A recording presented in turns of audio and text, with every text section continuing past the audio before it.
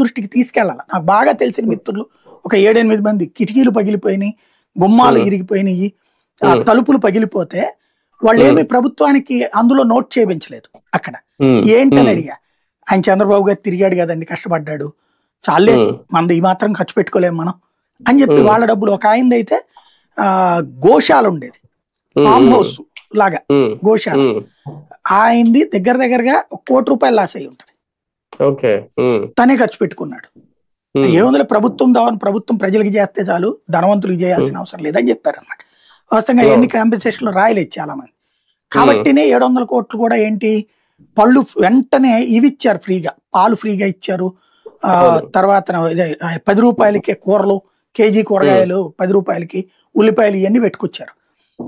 అలాంటి వాటి వలన ఆయన ఖర్చు తప్పించి, ఇంకోటి పడవలు వాస్తవంగా ముందే బయటికి తెచ్చేశారు, కానీ అంతకు ముందు కొట్టుకుపోయిన పడవల్ని ఆ ఖాతాలో వేసి డబ్బులు ఇచ్చారు మత్స్యకార కుటుంబాలకి.